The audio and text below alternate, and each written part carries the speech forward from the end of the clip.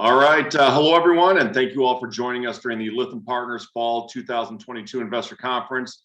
My name is Robert Blum, Managing Partner of Lytham Partners. And during this fireside chat, we welcome Precision Optics, ticker symbol of PEYE, on the OTCQB, and their Chief Executive Officer, Dr. Joe Forkey. We'll dive into questions in just a moment, but I do want to remind everyone that management is available for one-on-one meetings throughout the conference here. If you have not already signed up and would like to do so, you can send me an email at Blum, B-L-U-M, at lythampartners.com, or visit our website at lythampartners.com/virtual. Click on the one-on-one meeting request button, and we'll look to get you taken care of there. So with that, let's begin. Joe, thanks for joining us here today. Glad to be here, Robert. Excellent. So let's start. Give us a brief overview of the company and maybe a little bit of your background here as well. Yeah, sure. So I'll start with myself. So I come from a technical background. I studied physics and lasers and biophysics for a while. I joined this company about 20 years ago as chief scientist, learned about the business, and took over as CEO about 10 years ago. The company, as the name implies, is an optics company, so we're a technical company. Everything we do has something to do with optics, and by that I mean technical optics. We don't do eyeglasses. We have built over the years a very deep and broad technical capability so that we can design and then manufacture high-end, highly technical, cutting-edge optical systems. We've developed some particular specialty areas, niche areas, if you like, particularly in the areas of micro optics. So these are really small optics that are a millimeter in size or smaller on that order. We've also developed a specialty in 3D imaging, which is used for robotic surgery, and then also a general capability in digital imaging, which is really the direction that all of optical imaging is moving in, using so-called CMOS chips to capture images and such. So we have a very deep and broad technical team. We've wrapped around that technical team all the requirements that are necessary to be able to support our customers who predominantly come from the medical device space and more from the defense and aerospace markets as well.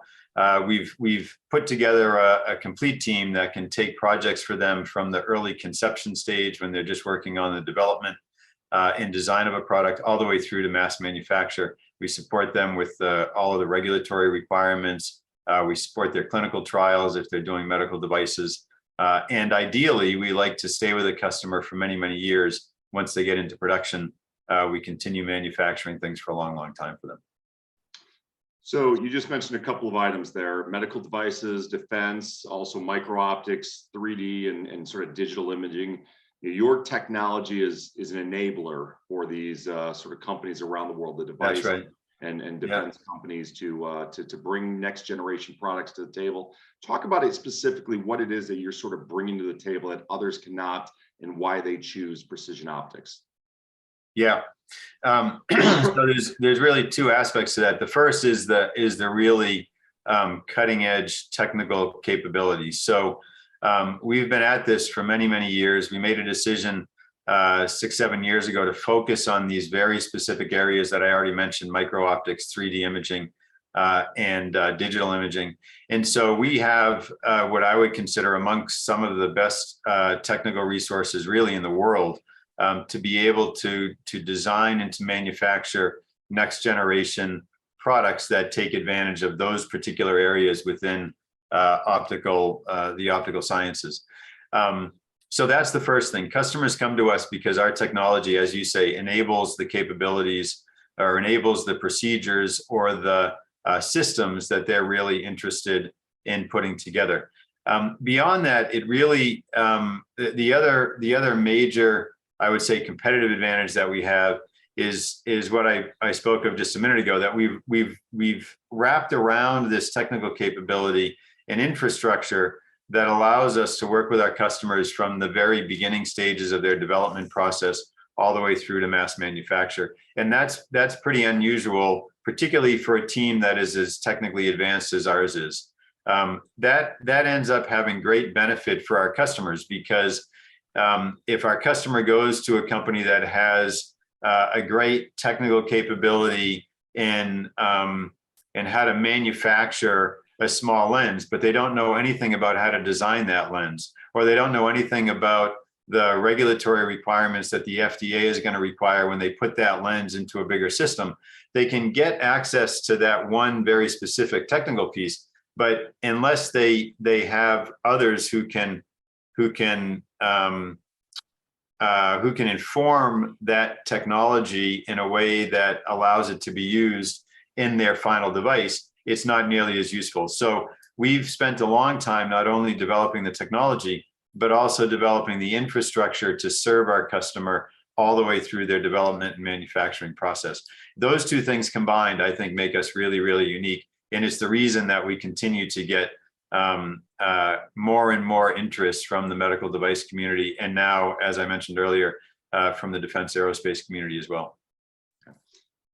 You mentioned at the beginning, you sort of transitioned your business model to work with companies at the very early stages of the design of their projects. Talk about what that has done for the business and maybe how it's provided an enhanced outlook for you guys. Yeah, sure. So, so this all goes hand in hand with what I was just talking about in terms of having a broad capability that's anchored by the deep technical knowledge, but then goes beyond that to be able to support a customer from the early design phase all the way through mass manufacture. It's beneficial for us because as we engage with our customer at the very early stages of their development process, we can control the development of the entire system. And so that means we can bring to bear all of our capabilities in a way that we wouldn't be able to if a customer came to us with a finished design. In fact, sometimes customers will come to us and say, we have this great design that we got from this consultant who, put together this design on the computer. We'd like you guys to build it for us. And oftentimes we'll have to tell them that, well, it's a great design on a computer. It can't actually be realized in hardware. And so there's a great benefit to us to starting with our customers early on because we can bring to bear our capabilities and design the product so that it takes best advantage of the capabilities that we have. That has a benefit to the customer as well because they're getting the entire system designed by one company. And so it makes everything easier for them. On the flip side, it's easier for them because we can roll right into production. For us, that's really beneficial because when the products roll into production, they continue to generate revenue, they continue to generate margin. We can take the profits from those production contracts, roll those back into the technical R&D development, which continues to bolster the technical team. Ultimately, the business model is one where our technical team works with our customers to develop new products. We get paid for that, but we maintain ownership and access to the IP that comes out of that because basically we're taking our IP that already exists and modifying it to fit the customer's particular requirements. So our technical team works with our customer to design and validate the product. And then when it rolls into production, it contributes ongoing revenue for a long, long time. So basically the business model is use the technical team to continue to pump through our pipeline, new products. Once the products get into production, they stay in production for a long time, sometimes as long as 10, 15, 20 years.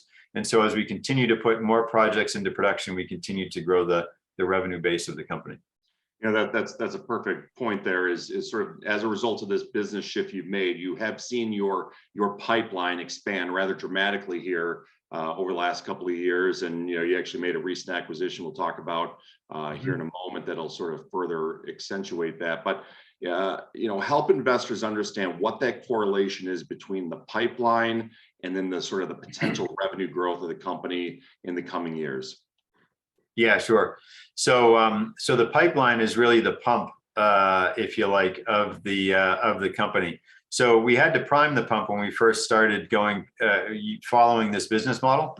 So when we first started, we had this great technology. When we went out and we showed it to some customers, they told us they liked it. They wanted to engage with us. So we started designing the products using our technology for the applications, the specific applications that they had. It took a few years for those programs to go through the pipeline, to get through the validation, to get the regulatory approval from the FDA in the case of the medical systems. And then those products came out the other side and started generating revenue. Our rule of thumb is that when a product goes into production, when it transfers from the product development phase to the production phase, we're always looking for it to start in the production phase at about $1 million a year. So when those first few products came through, it jumped our revenue by a few $1 million that year that they came through. But then importantly, we backfilled the product development pipeline with some new projects. And as we've continued to grow and we've continued to add technical capability, and you mentioned the acquisition, which I know we'll talk about, we increased the size of our technical team. We're at a point now where we can have at any given time anywhere from 10, 15, even as many as 20 programs going through the product development pipeline. As the number of programs in the product development pipeline continues to grow, the number of programs that can come out the other side, go into production and start to contribute to long-term increases in revenue also continues to grow. So even today we have, with about 15 or so programs in the development pipeline, we have 4 or 5 of those that we expect to roll into production in the coming year or so. And so as we continue to grow the technical team, we have a bigger pipeline that we can support.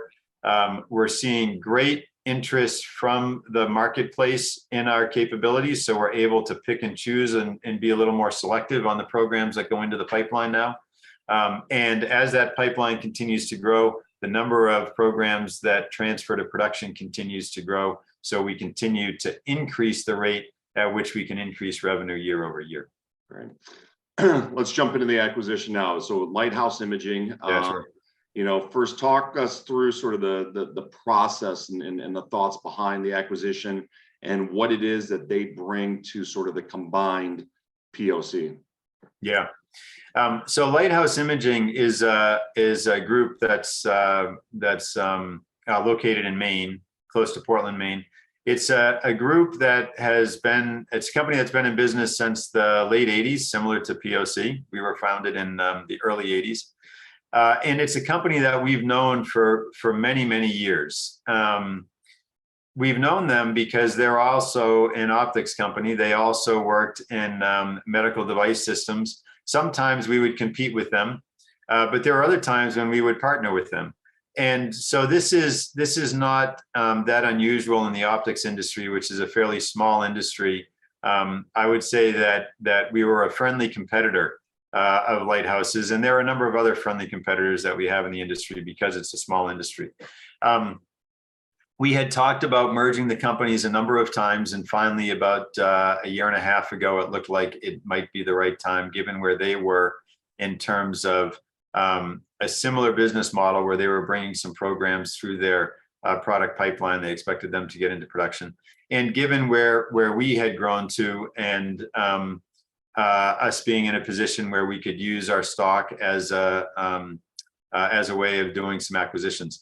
So from a fundamental standpoint, the reason why it made sense to do this is because even though both of us were optics companies, both of us are optics companies, POC had focused more heavily on the design and fabrication of the glass components and the glass assemblies that go into these optical imaging systems. Lighthouse had focused more so on the electronic side of things, where they had focused on the capturing of the electrical signals that come out of the so-called CMOS sensors, which is the sensor that the glass that we make forms the image on. And they had done a lot of work on not only capturing the electrical signals, but then processing the electrical signals so you could present those on a screen. Well, both of our companies could design and build entire systems. By and large, POC had developed an internal capability on the optical component side and was using outside resources to help with the electronic side. Lighthouse had developed sort of in the exact complementary way, where they had very deep in-house capabilities to deal with the electronic side, but we're outsourcing some of the optical component, optical design piece of it. So when we put the two companies together, we now have internal a complete set of technical capabilities that can design the product from the very front end. We like to say the glass side of the optical fiber that's bringing in the illumination light, all the way through to the TV screen or the monitor screen, which we like to call the glass side on the viewing side. So now we can go glass to glass, we sometimes say, with predominantly internal resources. So it allows us to present to the marketplace a broader capability that, again, fits with this idea that we want to be a one-stop shop for our customers. So when they come to us, they know they can get all the pieces that they need for their entire system. As a great sort of validation of this belief we had that combined the technical teams would be an even stronger presence in the marketplace, we had 3 of our customers within the first 2 weeks when we told them that we were merging. They told us that they were really glad to hear that because they had talked to both of us about working on projects and they weren't sure which direction to go in because they could see these sort of particular expertise in both sides. And now it was quite clear to them that they could work with us as a combined team. And that was really a great development for them. So it's been not quite a year now since we did the integration or since we did the acquisition. The integration is going quite well. The response from the marketplace has been uniformly positive with lots of comments like those that I just said, where customers have said they recognize the value of putting the 2 companies together and the synergy that they bring together. So it really has been I think, a really great move for both of our organizations doing the acquisition or the merger, if you like. So you've got sort of your pipeline opportunities. You got those that have rolled into production. You've recently announced some significant production contracts here over the last 6-9 months or so. Walk us through some of these new orders and sort of what they mean for the trajectory going forward. Yeah, sure. There have been a number of successes over the last 6 to 9 months. Let me focus on just 1 or 2 of them in the interest of time. The first one I want to talk about is a product that we developed for a very large medical device company for minimally invasive spine surgery. We did the development of this over 10 years ago. They've been a customer of ours for over 10 years. It's a great example of the value to us as a company of this business model where we use our limited technical resource to develop a product, and then we put it in production and keep it in production for long periods of time. For medical device programs, especially, but I think it's also true in defense aerospace as well. But for medical device programs in particular, it's very difficult for customers to change suppliers once they get into production. And a lot of that has to do with the regulatory barriers. They're very, medical device companies are very risk averse. And so there's a lot of risk that comes with changing suppliers. So I bring that all up in this context because this particular customer had continued to give us orders at the rate of $300,000 or $400,000 a year.